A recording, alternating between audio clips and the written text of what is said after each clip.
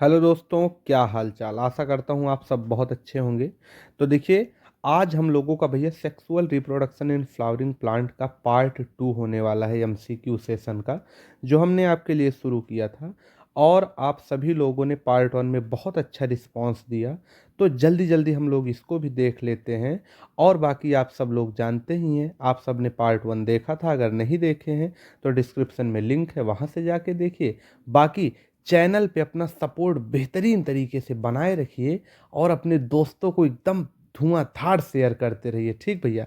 तो चलिए हम लोग इसको शुरू करते हैं। तो देखिए, सबसे पहली चीज़, आप सबको क्या पता है कि हमारा जो भैया क्लास 12 के बच्चे हैं उनका ये फर्स्ट चैप्टर है, ठीक। बोर्ड का एग्ज़ाम आ रहा है तो उसी को ध्यान रखते हुए हम लोग इसको पढ़ रहे हैं। बाकी ये मल्टीपल चॉइस क्वेश्चन है पूरा, तो आप सबको पता है, इसमें कोई दिक्कत है नहीं। और सेशन हमारा क्लास 12 का है, ठीक। तो जल्दी जल्दी इसको हम लोग देख लेते हैं। तो जैसे हमने पिछले वीडियो में बताया था कि ये पूरा जो एमसीक्यू है हमारे द्वारा बनाया गया है। कहीं से कोई कट पिट नहीं है कि कहीं से क्वेश्चन उठाया गया हो, कुछ किया गया हो।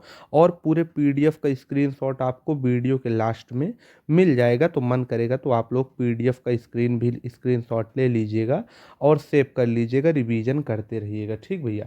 तो देखिए, आइए हम लोग शुरू करते हैं। तो सबसे पहला क्वेश्चन क्या है कि functional mega spore in a flowering plant develop into, कह रहा है कि फंक्शनल मेगा स्पोर जो है किसी भी फ्लावरिंग प्लांट का, वो किस में डेवलप होता है। तो इस पूरे चैप्टर में याद रखिएगा, कहीं अगर माइक्रो स्पोर यूज होगा तो हमेशा वो मेल होगा, मेल पार्ट, और वो बनाएगा पॉलन ग्रेन। जबकि अगर मेगा स्पोर यूज हो जाएगा तो मेगा स्पोर भैया फीमेल पार्ट हो जाएगा। और वो हमेशा क्या चीज़ डेवलप करेगा, वो डेवलप कर देगा एम्ब्रियो सैक, ठीक। तो इसका जो करेक्ट आंसर होगा वो हो जाएगा एम्ब्रियो सैक। जो दूसरा क्वेश्चन है हमारा, वो कह रहा है कि which of the following is similar to autogamy but require pollinator, मतलब कि कह रहा है कि ऑटोगैमी से मिलता जुलता कौन सा ऑप्शन इसमें से सही है, लेकिन उसको किसी न किसी पॉलिनेटर की ज़रूरत होती है। अब ध्यान से समझिए, ऑटोगैमी का मतलब ये प्लांट है, इसमें फ्लावर है, इसी में मेल पार्ट है, इसी में फीमेल पार्ट, इसी एक ही फूल में। तो वो तो दोनों खुद ही एक ही फूल में है, तो आराम से अपना कर लेंगे सिस्टम सेट। लेकिन जो ऑटोगैमी को छोड़ के इसमें पूछा है कि ऑटोगैमी से मिलता जुलता कौन सा है, तो भाई अब उसमें अंतर यही होगा कि एक पेड़ होगा, बस फूल उसमें अलग अलग होगा। इसका जो मेल है वो इसके फीमेल पे आ जाएगा। तो ऐसे पॉलिनेशन को हम लोग कह देते हैं जिटोनोगैमी, ठीक भैया। कि पेड़ तो सेम रहे लेकिन फूल अलग हो जाए, तो वो है जिटोनोगैमी। तो ये ऑप्शन सही हो जाएगा, ठीक भैया। उसके बाद क्या है तीसरा क्वेश्चन कि what is the function of the filiform apparatus, कि फिलीफॉर्म अपरेटस का फंक्शन क्या होता है। तो भैया फिलीफॉर्म अपरेटस का फंक्शन यही होता है कि जब पॉलन आता है ना, तो पॉलन ट्यूब को वो रास्ता बताता है कि एम्ब्रियो सैक के अंदर आपको घुसना कहाँ से है। Guide the entry of pollen tube, ठीक। उसके बाद अगला क्वेश्चन कौन सा है, तो अगले क्वेश्चन पे हम लोग जल्दी से चलते हैं कि a mass of nutritive material outside the embryo sac is called, कह रहा है कि a mass of nutritive material, मतलब कि एम्ब्रियो सैक के बाहर जो एक न्यूट्रिशन वाला मटेरियल स्टोर हुआ रहता है, उस मटेरियल को हम लोग क्या कहते हैं। तो भैया देखिए, इसको याद ही कर लीजिए, समझाएंगे तो बहुत टाइम लगेगा। सही ऑप्शन होगा पेरिस्पर्म, ठीक भैया। कि एम्ब्रियो सैक के बाहर अगर कभी पूछे कि न्यूट्रिटिव मटेरियल का नाम क्या है, तो पेरिस्पर्म बता के वहाँ से खिसक लीजिए, ठीक। उसके बाद क्या है, which of the following fruit is produce by parthenocarpy. अब देखिए, पार्थिनोकार्पी के द्वारा कौन सा फ्रूट भैया प्रोड्यूस होता है।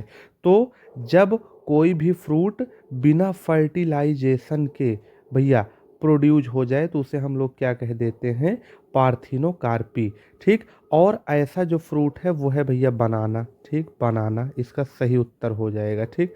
तो इसको आप लोग याद कर लीजिएगा।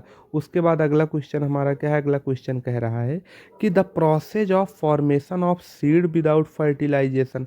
अभी तक पूछ रहा था भैया कि पार्थिनोकार्पी में फ्रूट होता था बिना फर्टिलाइजेशन के, और इसमें पूछ रहा है कि सीड बिना फर्टिलाइजेशन के अगर डेवलप हो जाए तो उसे क्या कहेंगे, तो उसे कह देंगे एपोमिक्सिस मेगाइसिस, तो दोनों में कंफ्यूज मत होइएगा, दोनों याद कर लीजिएगा, ठीक।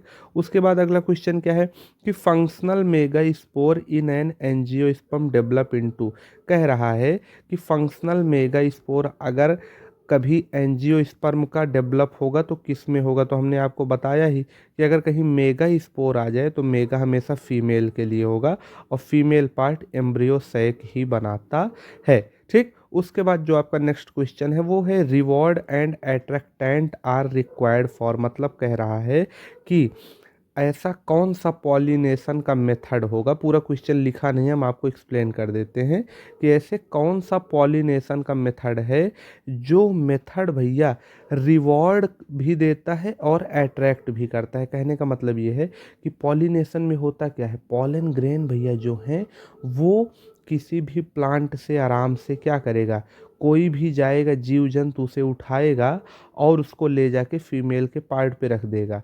तो कोई भी इंसेक्ट या कोई भी जीव जंतु क्यों किसी चीज को उठाएगा, जब उसका कोई बेनिफिट हो, उसमें कुछ रिवॉर्ड पाए। तो रिवॉर्ड और अट्रैक्टेंट किस लिए दिया जाता है, किसको दिया जाता है, तो भाई देखिए किसे दिया जाएगा, तो वो दिया जाएगा एंटोमोफिली को। एंटोमोफिली मतलब क्या होता है, एंटोमोफिली मतलब होता है भैया एक प्रकार से इंसेक्ट के द्वारा पॉलिनेशन करवाना। तो कोई भी इंसेक्ट जो है वो जाएगा फूल का रस चूसने और उसके बदले में क्या कर देगा, उसको फूल का रस मिल जाएगा रिवॉर्ड में, और फूल अच्छा अच्छा रंग बिरंगा रहेगा तो उससे अट्रैक्ट हो जाएगा और उसके बदले में पेड़ का करवा देगा पॉलिनेशन, ठीक। उसके बाद अगला जो आपका क्वेश्चन होगा वो हो जाएगा कि डायोइसियस फ्लावरिंग प्लांट प्रिवेंट। देखिए डायोइसियस का मतलब क्या होता है, डायोइसियस का मतलब होता है जब मेल और फीमेल अलग अलग हो, ठीक।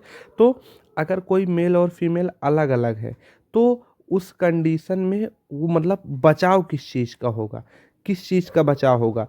तो अगर भाई कोई मेल और फीमेल अलग अलग है किसी फ्लावरिंग प्लांट में तो उसमें ना तो ऑटोगैमी हो पाएगी और ना जिटोनोगैमी हो पाएगी। कहने का मतलब ये है कि अगर ये एक पेड़ है, इसमें फ्लावर है, ठीक, इसी में मेल फ्लावर इसी में फीमेल फ्लावर एक ही है, दोनों पार्ट इसी में है, तो ये चीज़ क्या है, ये सेम फ्लावर है सेम प्लांट पे तभी हो पाया।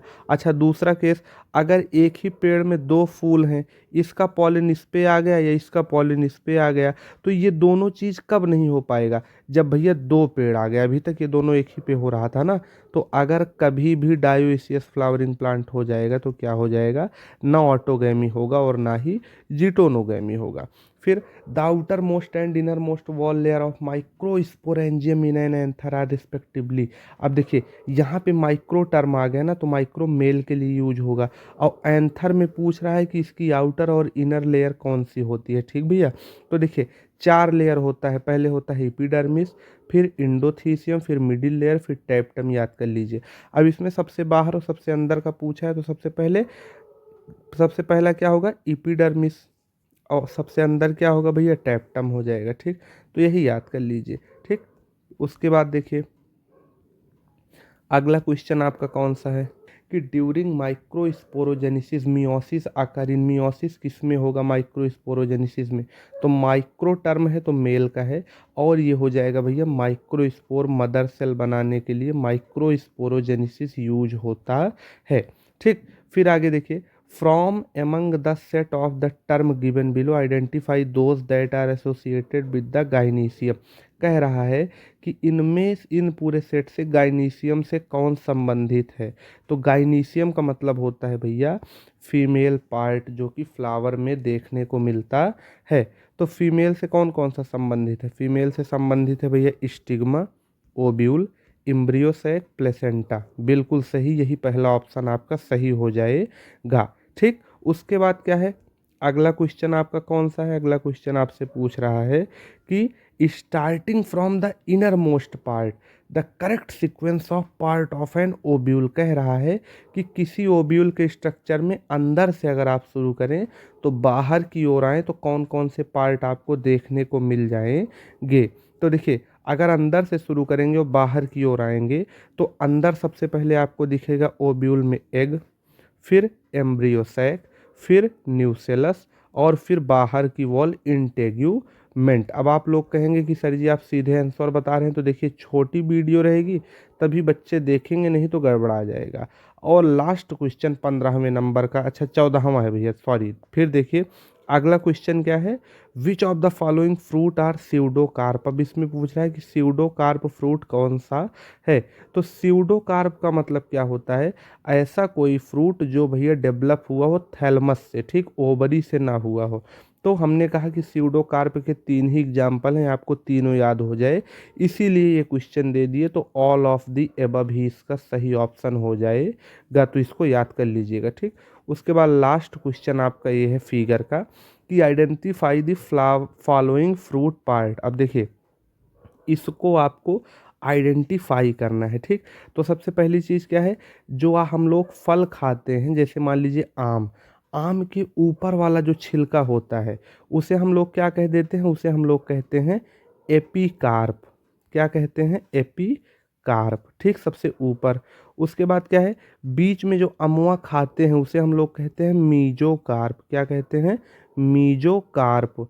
और जो अंदर बीज के पास वाला हिस्सा होता है, उसे बीज नहीं, बीज के पास वाला, उसे हम लोग कहते हैं इंडोकार्प। इंडोकार्प, ठीक भैया। और तीनों कार्प को मिला के हम लोग क्या कह देते हैं, यहाँ पे लिखा ही है, आपको दिख रहा है, क्या कह देते हैं भैया, यही जो लिखा है, पेरी कार्प, ठीक। तो इसको याद कर लीजिएगा। तो ये आपका पूरा लेक्चर कंप्लीट होता है। कोई दिक्कत हो तो आप कमेंट में बताइएगा, बाकी आराम से पढ़ते रहिए। पार्ट 3 में फिर से मुलाकात होगी। धन्यवाद।